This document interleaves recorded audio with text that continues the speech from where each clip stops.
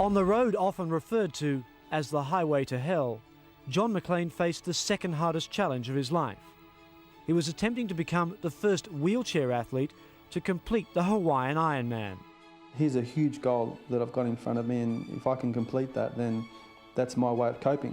It is very difficult when you consider people looking at you and talking about you, and again, the way you feel about yourself being in a wheelchair, your body image, there's a lot of things that come into it. So again, if I can compete with able-bodied athletes over tremendous distances or world-class events, then that's my way of coping.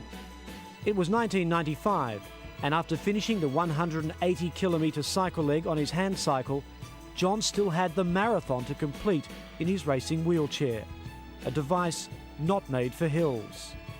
So I guess it was just raw emotion that was getting me up those hills, because I was well and truly spent. I didn't have anything left in the tank at all before the marathon. So it was very, very hard. I guess it was the old analogy, head down and bum up. And for me to actually have to turn the wheelchair around to get up there. But it was very, very difficult, and it's very hard to try and put into words the emotion and the pain that I was going through. The pain's not going to last forever. The memory is.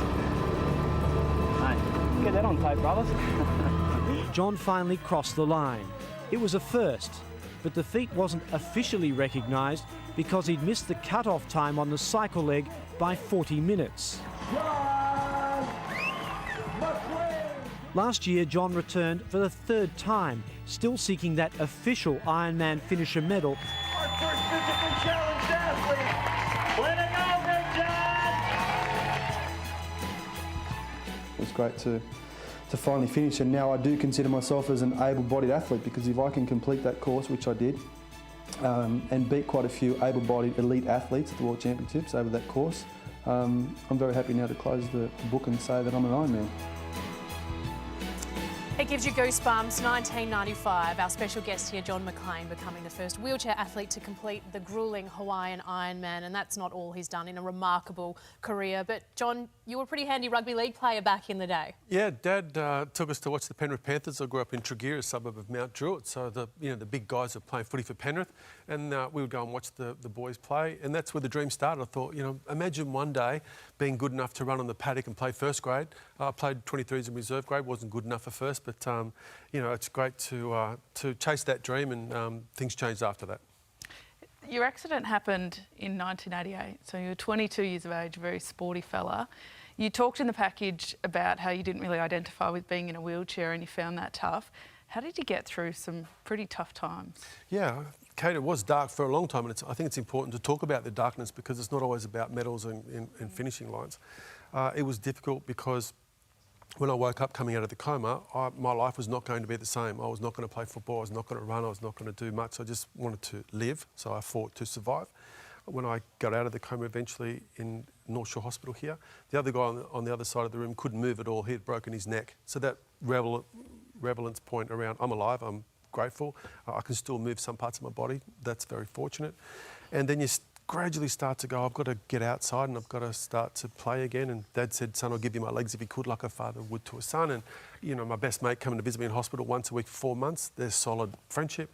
And we just started to explore again. And the first thing was the Nepean Triathlon, which led to the Ironman, watching that on television. And it was so special to finally get it right after the third attempt, to see myself as an athlete competing against world-class elite athletes.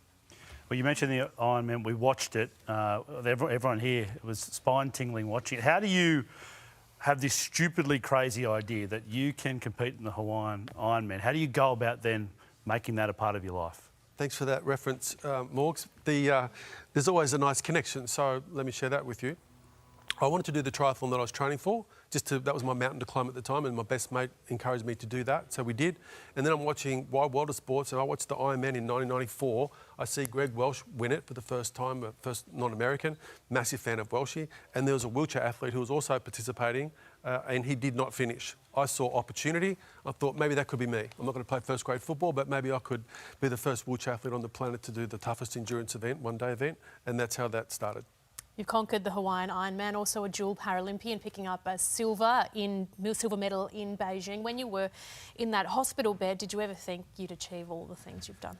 No, the dark was very dark. Let me briefly share some of that with you. When I got hit by the truck, broke 15 bones, was obviously sliding down the road, using the body to gradually stop up against the rail, and I was in discomfort for a very long time. So when I came out of the coma, I made a sense to myself while I was in hospital for 4 months, I was going to do something with this second chance to life. I wasn't sure what that was going to be in those early stages. The other commitment I made to myself was I want to inspire kids in wheelchairs around the world. So when this Ironman presented itself, I thought there's a vehicle for me to get exposure and hopefully encourage young boys and young girls in wheelchairs around the world to chase their dreams as well.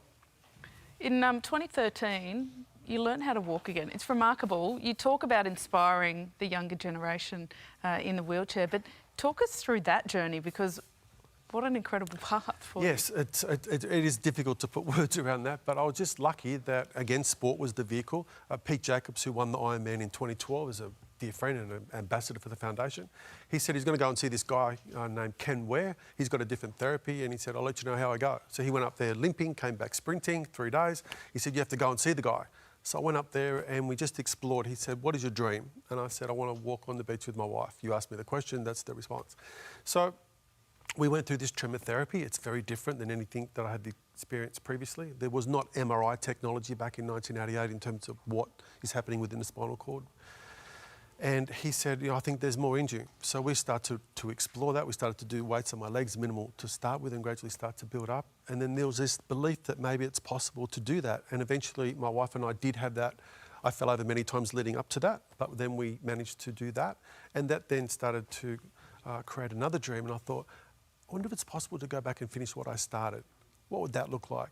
And if I could do that, I'd want to cross the line with my wife and son holding hands. That'd be a moment. So that's what eventually unfolded, and it was very special to learn to walk again. Very grateful for those people, Ken Ware initially, who's made that introduction, then carbon fibre leg-based technology. So a lot of pieces have played a part. So cool. Well, John, you're an absolute inspiration, and we're so thrilled to have you as part of the wide world of sports family for the upcoming Paralympics.